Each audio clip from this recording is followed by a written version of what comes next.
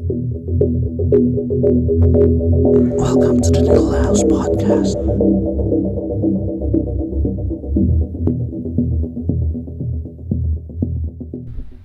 Hey yo, what is up you guys? This is your boy Marcus the Second and welcome back to the Needle House Tattoo Podcast. Yes, sir. Kamusta na kayo mga kasabwat? No, this is gonna be our episode 4 ng The Needle House Tattoo Podcast. Yun, medyo dumadami na yung mga uploads natin dito sa podcast natin. Pero hindi pa tayo masyadong nakaka-gain ng followers, ng views or ng listeners sa podcast natin. So please guys, check it out sa podcast natin, no, or sa Spotify kung nanonood ka dito sa YouTube. Sa Spotify pwede niyo pakinggan yung mga videos natin kahit naka-offline ka, pwede mo siyang i-download and pwede mong i-home yung cellphone mo. So kahit may ginagawa ka, pwede kang makinig sa atin, no? 'Yun. At kung dito ka naman sa Spotify nakikinig o nanonood, kung dito mo na-discover tong channel natin, meron din tayong YouTube channel, no? Just search Marcus the Second and subscribe na kayo doon. I do upload new videos every Saturday 7 p.m. Yan. So, tungkol saan nga ba ang bagong episode natin dito sa The Needle House Tattoo Podcast? Ito medyo magandang topic to, no? Kasi isa to sa mga pinakamadalas na tinatanong sa akin, tinatanong sa mga may tattoo. Dapat daw ba may meaning yung tattoo? Yan, sagutin natin ngayon yan. Pag-usapan natin ngayon yan. No, kasi ako, para sa akin, no, mga kasabwat, dapat siguro hindi nyo pinapakialaman yung mga may tattoo kung anong trip nila, no? Pero diba, seryosong usapan. Ako, para sa akin, there should be a significant feeling that you feel kapag nakikita mo yung tattoo. Diba? May meaning man yan o wala. If it makes you happy, it makes you feel a certain way, well, okay lang yan. Well, that's my 2 cents. Para sa akin. Kasi, syempre, bilang isang tattoo artist, marami nagtatanong or marami akong naririnig na mga kwento, mga sineshare ng mga customer, ng mga clients, no? Gusto ko sana magpatattoo ng ganito kasi meaning kasi niyan para sa akin is yung sa mga namayapa nilang mahal sa buhay, 'di ba? So yun, medyo mabigat yun. Ako personally, kapag may customer ako na nagpapatattoo na yung meaning ng tattoo is very very deep para sa kanila, ako din bilang tattoo artist mas nagkakaroon din ng feelings yung pagtatattoo ko. Parang hindi siya basta-basta. Mas ginagalingan ko, mas inaayos ko, mas seryoso ako. Kasi minsan may mga tao, dapat din nating maintindihan yan, no? Na hindi dahil nagpapatattoo astig, maangas, 'di ba?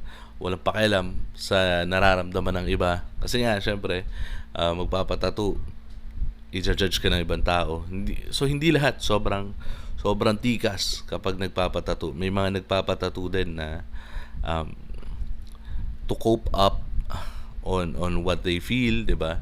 Yung iba because of anxiety, because of stress, 'di ba? Depression, yung pagpapatattoo, yun yung nagiging takbuhan nila, 'di ba? Kasi parang instead of hurting yourself tapos magkakaroon ka ng peklat, pangit tignan.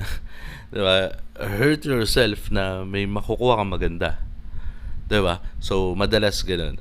Yung iba nagpapatattoo kasi because of depression, tapos yung papatattoo nila wala namang meaning.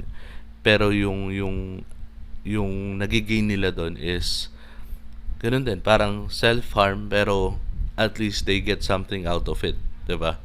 So dapat maging ano rin tayo, yung ibang tao, no, be mindful. Kasi minsan ang dami nagtatanong, uy, parang tanga naman yung tattoo mo, ano ba ibig sabihin yan? Di ba dapat may ibig sabihin? Di ba? Don't judge. Kasi ginudge mo na nga yung tao dahil doon sa hindi ka nagandahan doon sa tattoo or hindi mo trip. Syempre iba-iba tayo ng trip, di ba? Kung ako nagagandahan ako sa ganitong style ng tattoo, ikaw nagagandahan ka sa ganyan. 'Di ba? Ang dami kasing ganung mga komento or mga tao, 'di ba? May mga tao na may tattoo din naman sila pero kung makapanlait ng ibang tattoo. Hindi natin maiiwasan yung ganon. And hindi kasi lahat parang nagpapatattoo lang kasi trip lang nila or wala lang silang paglagay ng pera, 'di ba? May mga tao kasi na masyadong malalim yung meaning ng tattoo nila. So dapat kapag may kinakausap tayo or may tinatanong tayo, dapat hindi tayo bara-bara ng mga salita sa kanila. 'Yun. So nasagot ko ba yung tanong na dapat ba may meaning yung tattoo? In a way, no? Kasi hindi lang naman yung meaning yung kailangan mo dyan eh.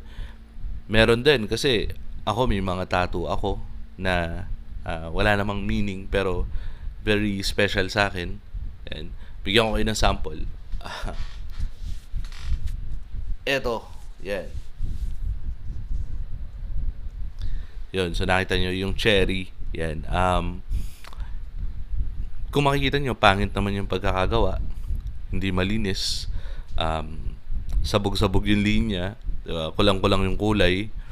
Pero very meaningful siya sa akin. Hindi dahil dun sa design, but because ang gumawa nun is yung kapatid ko. Tinatuan niya ako. So, special sa akin yung tattoo na yun. So, hindi lang dahil sobrang ganda ng design, kaya paborito ko, or kaya special sa akin, or wala namang meaning para sa akin yung cherry, di ba? Pero since kapatid ko nga yung gumawa, di ba? Special sa akin yung tattoo. Yan. Ano pa? Ito. Sana. Ayan. Oh. Makikita nyo, di ba? Etong bungo na to, lining lang siya. Pero special din sa akin yan kasi gawa ni Labi Dudes yan. Di ba? Yung mga tipong ganon. So, kapag kasi minsan may nakikita kayo, tapos parang isipin nyo, bakit naman yan? Bakit yun yung tattoo mo? Diba? May meaning ba yan? Anong meaning yan? Ang hilig kasi ng ganun eh. Hindi lang naman sa mga Pilipino yan, but parang in general sa mga tao, masyado nilang parang sineseryoso na dapat may meaning yung tattoo. Hindi lang naman sa meaning ng tattoo yun or doon sa design mismo. Baka may meaning pero iba yung translation ng meaning para doon sa tao. 'Di ba? Halimbawa, ayan, katulad yan, ako may tattoo ako dito. Yan. Sinasabi nila, kasi ginaya mo si Post Malone. Kasi idol niyan si Post Malone. Ulul. Yan, lalo na shoutout to sa mga nagsasabi dyan na idol mo kasi si Post Malone. Nako. Hindi pa uso si Post Malone, may tattoo na ako sa mukha. Okay. At wala pang tattoo sa mukha si Post Malone. Oo, paborito ko si Post Malone, pero wala pang tattoo sa mukha si Post Malone. May tattoo na ako sa mukha. So, shut the fuck up. Ayun, ang dami lang kasi nagsasabing ganun. Natatangahan lang ako, no? Lalo na yung syempre ako dito sa trabaho ko ngayon bilang TL, no? Ang daming nagko-compare sa akin diyan, no? Lalo na yung ibang mga TL din diyan na tatanga-tanga naman, no? Nang all out dito sa channel, no? Yun, wala lang. Hindi kasi hindi dahil idol ko si Post Malone or ano. Paborito ko siya, oo, pero hindi ko siya ginagaya. Kasi bago pa siya nakilala, bago pa siya nagka-tattoo sa mukha, may tattoo na ako sa mukha. 'Di ba? Ayun, yun lang. Ano pa, sa mga especially sa mga may tattoo sa mukha. Yan. Ito kasi yung nakakainis, no? Hindi naman nakakainis, pero parang ang hirap i-justify, no? Ako kasi, may tattoo ako sa mukha, pero tong mga tattoo na to are very significant, no? Tapos talagang um, may meaning talaga siya, no? Pero syempre, it's a very very parang huge decision kung magpapatattoo ka sa mukha, no? So, yung mga tao kasi na iba, yung lalo na sa social media, no? Kung sino pa yung mga hindi naman sa panlalait, no? Kung sino pa yung mga ang papangit talaga nung tattoo sa mukha, sila pa yung mga mas na-expose. Yun. Alam mo yun, parang sumisikat sila kasi nga pangit yung tattoo nila sa mukha. Pero madami din namang mga may tattoo sa mukha na ang gaganda ng tattoo sa mukha kasi dahil sa kanila parang ano, pag may nakita yung mga tao na may tattoo sa mukha, parang naiisip agad yung mga tao na yun, no, na mga sumisikat sa social media. So parang ginagawa nilang katatawanan, no. So nakakainis pag ganun kasi parang um, paano ba, hindi ko din kasi alam kung bakit sumisikat sila or kung bakit sila pa yung madalas nagpapasikat sa social media. Tapos sila pa yung mga nagsasalita ng mga kung ano-ano, parang mga nagpapaalala. Pero sila yung mga mukhang alam mong nagkamali talaga ng desisyon sa buhay, no? So ginagawa silang katatawanan tapos nadadamay tayong mga maayos naman yung mga tattoo sa mukha, 'di ba? 'Yun. So, speaking of tattoo sa mukha, 'yan. Ako bilang tattoo artist, kapag may mga lumalapit sa akin, gusto magpa-tattoo sa mukha. Tapos um, kahit sobrang bigat ng meaning para sa kanila or sobrang importante para sa kanila, isa kasi sa mga kino-consider ko diyan is hindi kita tatatuan sa mukha kung wala ka pang tattoo sa leeg. Hindi kita tatatuan sa leeg kung hindi ka pa naka full sleeve, 'di ba? Parang gano'n. Meron kasi akong hierarchy diyan eh. Kasi nga syempre ayoko naman na mukhang para lang magmukhang geng-geng, 'di ba? Sirain mo yung buhay ng tao. So, ewan ko, maybe I'm just very old school, no? Kaya ganito ako sa mga pananaw ko bilang tattoo artist. Pero kasi ako talagang pinipilit ko na wag dumami yung mga butaw na tattoo artist. Pinipilit ko na magturo para hindi lahat ng mga lumalabas na bagong tattoo artist is mga parang masabi na lang, 'di ba? Oo, may magagaling pero karamihan butaw. Kasi hindi natin maiwasan na dumami yung mga tattoo artist na walang pakialam dito sa industry kasi nga ang dami naglalabasan na murang gamit, 'di ba? Punta ka lang sa Shopee, makakapamili ka na makakakumpleto ka na ng gamit eh. Tapos manood ka lang sa YouTube, dito kami ng mga nagtuturo, 'di ba? So hindi maiwasan. Pero as much as possible talaga mas gusto ko na yung mga lumalabas na bagong tattoo artist is kumuha pa rin ng mentor, no? Kasi hindi lang naman yung pagtatato yung matuturo nila sa inyo, pati yung wisdom, no, bilang tattoo artist. matuturo nila sa inyo. Yung respeto sa ibang tattoo artist, matuturo nila sa inyo. 'Di ba? Pati yung tamang pagtatato talaga na hindi bara-bara lang, 'di ba? Kasi bakit ko ba sinasabi 'to? Kasi nga yung mga nagpapatato, meron talaga na magpapatato na sobrang bigat ng meaning ng tattoo sa kanila. Tapos gagawin ng tattoo artist ng bara-bara lang kasi nga wala naman siyang pakialam. Basta bayaran mo akong 300, tatatuan kita.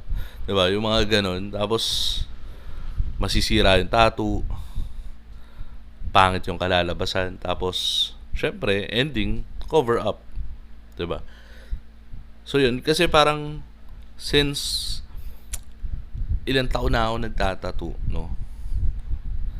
Halos isa't kalahating dekada na. Magdadalawang dekada na akong nagtatato. So, dalawang henerasyon na yun, mga kasabwat, no? Kung tutuusin. So, parang ang napapansin ko kasi is parang palabnaw na ng palabnaw yung utak ng mga lumalabas na tattoo artist ngayon. Ewan ko, hindi ko alam mga kasabot. Kasi may mga group sa Facebook, no, ng mga bagong tattoo artist. Tapos may mga nag-aaway pa, alam mo yun. Nakakalungkot na ayoko kasi mangyari na darating sa punto na parang babalik na naman tayo sa una. Babalik na naman sa parang nung nagsisimula yung tattoo industry, na since dumadami na nga yung mga tattoo artist, hindi natututo ng maayos. Syempre, kaming mga lumang tattoo artist, nagkakaedad. Yung mga tattoo artist dati, nauubos na rin, nawawala na, 'di ba? Lumalabnaw na talaga yung yung nagiging mindset ng mga bagong tattoo artist. Hindi ko naman nilalahat, no? Pero syempre, since nawawala yung mga old school tattoo artist, dumadating yung mga bago, 'di ba? Dumaan din naman ako sa pagiging bago. Pero nung panahon ko mas talamak yung mga seminar, 'di ba? Mas madalas yung mga group na talagang nagtuturo. So parang para sa akin, no, yung batch namin ng mga tattoo artist, para sa akin yun yung golden era ng tattoo dito sa Pilipinas. Kasi yung mga nauna sa amin, sila yung mga old school tattoo artist talaga, no? Sila yung mga iba yung wisdom talaga sa tattoo. So sila yung mga naging mentor namin. Tapos syempre habang tumatagal, may mga nagre-retire, may mga nawawala, 'di ba? May mga namatay na, 'di ba? Tapos lumabas na yung bagong batch ng mga tattoo artist, yung mga parang bagong henerasyon ng mga tattoo artist. So kami yung mga natuto sa mga old school tattoo artist, tapos kami din yung mga naka-experience ng mga magagandang gamit, no? Kasi syempre yung mga old school tattoo artist, medyo pa yan, hirap sa gamit yan dati, no? Kasi nga hindi naman ganun kadali maka-acquire ng mga gamit, tsaka sobrang mahal pa. Tapos yung generation namin, kami na yung mga nakabili ng mga magagandang gamit. Kami na rin yung generation na naka-experience ng mga seminar sa DOH, 'di ba? Tapos kami na rin yung mga naka-experience ng mga bagong gamit. Parang kumbaga yung mga 90s ba, yung transition nung technology, nung mga bagay-bagay sa tattoo. Yun yung generation namin ng tattoo artist, yun yung batch namin. Tapos syempre, ngayon kami naman yung mga naging mentor. Kami naman yung mga nagtuturo ngayon sa mga tattoo artist. At ang napapansin ko kasi, hindi ko nilalahat, no, pero ang napapansin ko ngayon, sobrang lalambot ng mga apprentice ngayon. hindi mo pwedeng pagsalitaan. Ipo-post ka sa social media, 'di ba? Hindi mo pwedeng laitin yung gawa unlike dati. Talagang yung mga mentor namin, talagang lalaitin yung gawa mo. Talagang pagtatawanan ka pa. Diba? Tapos uutos-utusan ka niyan. Alila ka talaga. Ngayon, hindi mo pwedeng gawin yun sa mga apprentice ngayon. Sobrang lalambot ng apprentice ngayon. Di ko alam. So parang kaya ako sinasabi na lumalabnaw na yung mga bagong labas na or yung mga bagong henerasyon ng tattoo artist ngayon. Tapos yung mga bagong henerasyon ng tattoo artist ngayon, hindi na rin sila dun sa ayaw na nila ng technicalities ng tattoo. Hindi kasi gusto ko ganitong style, ganitong bla bla bla bla bla bla, 'di ba? Parang ganito yung style ko, eto ako, ganito yung gusto kong gawin. Parang ganoon pero ayun, lalong lumalabnaw yung mga bagong tattoo artist ngayon kasi nga ayaw din nilang sumunod sa mentor. Tapos ayaw din nilang i-take yung wisdom ng mga mentors, 'di ba, na kapag magko-cover up ka ng tattoo, ito one of the things na natutunan ko, kapag magko-cover up ka ng tattoo, make sure na kung kilala mo yung tattoo artist, let them know. Magsabi ka, 'di ba? Just a courtesy ba bilang tattoo artist sa kapwa tattoo artist. Ganun. Pero ngayon kasi yung mga tattoo artist ngayon ng mga bata, parang paano gagawin ko? Ang pangit ng gawa niya. Tatakpan ko talaga yan. Popost pa sa social media. Lalait-laitin pa. 'Di ba? Ang daming ganon, no? So, sabi ko nga, yung meaning ng tattoo kasi, 'di ba? Kahit minsan kasi kahit pangit yung pangit yung tattoo, kung malalim yung meaning para sa kanila, 'di ba? Siguro nung time na 'yon, 'di ba? Parang wala lang talaga silang budget to get a better tattoo artist, pero yung meaning ng tattoo, so kahit pangit, very significant pa rin sa kanila. So yun, basta basically, pag tinanong ka, dapat ba may meaning, ikaw as a tattoo artist, tinanong ka, dapat ba may meaning yung tattoo? Ako, ang lagi kong sagot dyan, again, eto, dito natin tapusin yung video. Hindi lang naman yung meaning yung mahalaga. Yung significance ng tattoo, yung nararamdaman mo pag nakikita mo yung tattoo, yun yung importante doon. Kasi sabi ko nga, 'di ba, I have a lot of tattoos na hindi naman ganun din kaganda, or yung design wala namang meaning sa akin, pero yung significance ng tattoo, yung nararamdaman ko pag nakikita ko yung tattoo, yun yung importante, 'di ba? Sana ganun din yung mangyari sa iba kasi since lumalabnaw na nga yung mga tattoo artist, lumalabnaw na rin yung mga nagpapatattoo, 'di ba? Para kapag kasi hindi natin nabago yung mga tattoo artist na lumalabas ngayon, tapos hindi rin natin na sasabayan yung mga nagpapatattoo ngayon, dapat tinuturuan din natin sila. No, kaya nga ako gumagawa ng mga ganitong videos kasi nga kapag yung mga nasabayan ng mga malabnaw na tattoo artist, yung mga customer ngayon na wala ding pakialam din naman. So, babalik lang tayo. History will repeat itself. Babalik tayo sa sinauna na mga parang nung nagsisimula yung tattoo industry, ang daming mga nagtatattoo lang dahil makakapagtattoo, ang daming nagpapatattoo lang dahil makakapagpatattoo. 'Di ba?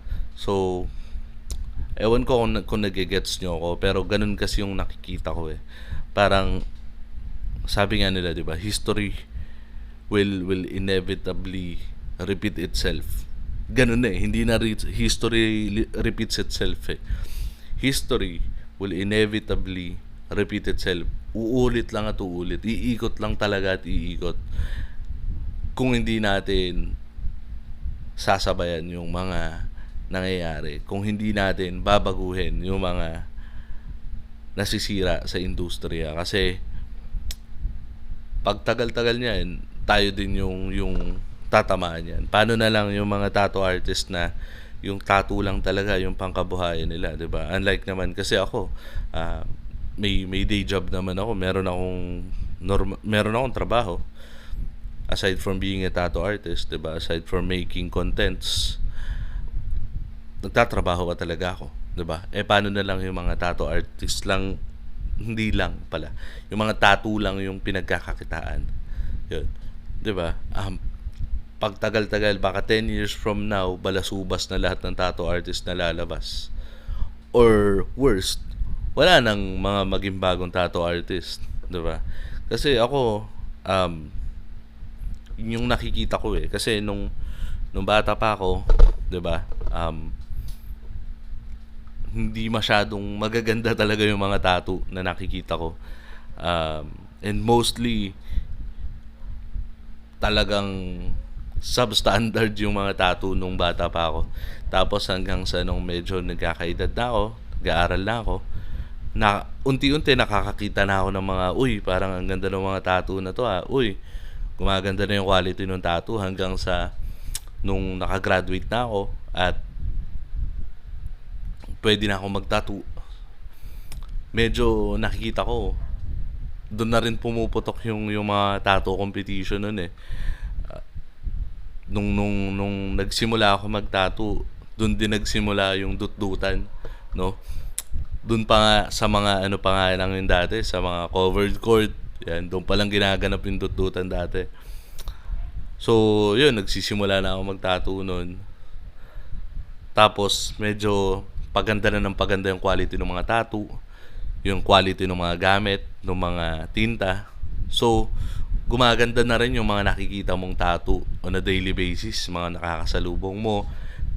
Ang gaganda na ng tattoo. Tapos ngayon, nung tattoo artist na ako, hanggang sa nagkaroon na ako ng mga apprentice, parang nag-iba na rin yung technology, iba na yung mga ginagamit na equipments. Tapos iba na rin yung itsura ng tattoo ngayon, 'di ba? Aminin naman natin o hindi, iba na yung itsura ng mga gawa ng mga tao ngayon, no? Tapos sa sobrang paiba na ng paiba, bumabalik na ulit sa dati, no? Nauso na nga ulit yung mga walang kwentang tattoo. Hindi naman walang kwenta or walang yung hindi ganun kaganda yung quality ng tattoo. Parang nawawala na naman yung quality. So, parang umuulit na naman sa umpisa. Tapos kumukonti na rin yung mga nag-aaral mag-tattoo. Kumukonti na rin kahit dito sa YouTube napansin ko yung views ko hindi na siya katulad noon nung nagsisimula ako na sobrang daming comments, pati yung mga group ng tattoo hindi na rin siya ganun kaputok ngayon. Even that the mga tattoo supplies, yung mga may pwesto talaga, ang dami na ring nawala, no? Kasi medyo nababawasan na naman. So yung era ng tattoo, siguro na-hit na natin yung peak. Tapos nag-sustain tayo doon. Ngayon, hindi ko alam kung pababa na siya o nagsusustain na lang. 'Di ba? So kailangan ito. Kaya ako gumagawa ng mga videos na ganito para matuto yung mga tao, para mabalik natin yung quality, no? Para ma-sustain natin yung tattoo industry. Mawala yung mga walang meaning na tattoo, mga walang meaning na tattoo artist, at yung mga customer na lalong sinisira yung tattoo industry. Ayun. Yun lang naman. Again, ayoko nang humaba yung video. Parang medyo nauuwi na sa rant.